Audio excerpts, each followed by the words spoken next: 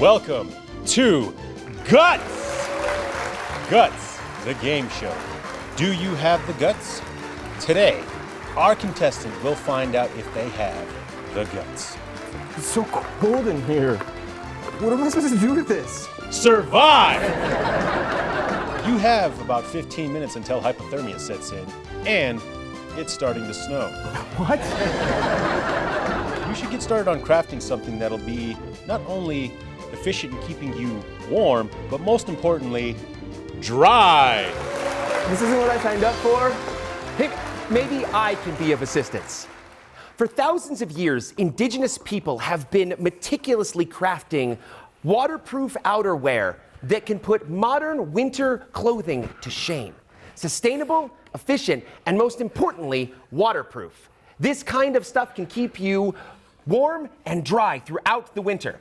And we're going to teach you all about it today here on Guts! No, I don't think that's it.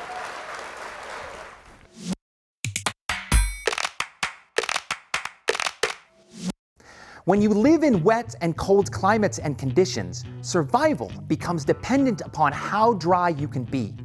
Throughout the ages, ancestors and elders have passed on clothes-making traditions, including how to craft waterproof outerwear by expanding and sewing guts, a long-time practice of the indigenous peoples of what is now known as Alaska. How did they do this? First, they would clean and scrape the intestines of various animals. They would then blow up the intestines and let it dry outdoors. This would expand the shape and kill any remaining bacteria. Finally, they would craft the outerwear, which, in and of itself, was exceptionally difficult. As one master tradition keeper said, it would be like sewing tissue paper. It was important that the sewing was precise, otherwise leaks could occur. In fact, after the jacket had been sealed, the stitches would be checked by tying off the cuffs and the neck and then filling the jacket with water to see if there were any leaks. But there's more to this story of traditional sewing, and it lies in the mysteries of the semi-permeable membrane. See, indigenous peoples had a keen understanding of anatomy. They understood that the intestine moves matter and fluid in a way that doesn't allow it to leak inside the body.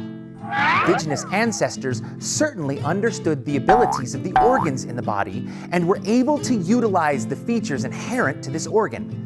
What they knew early on is that the intestines, or guts, are a semi-permeable membrane. That means they function as a shell or barrier that only allows certain types of particles to move through under certain conditions.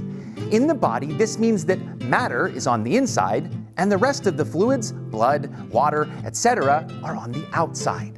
With this understanding, they realized that most importantly, water could not pass through because the molecules are too big, but air could. This is key to creating waterproof clothing. It needs to be breathable, otherwise the moisture from the body will make you just as soggy underneath the clothing as without it. Indigenous people have been finding unique and amazing ways to insulate themselves from the environment for millennia.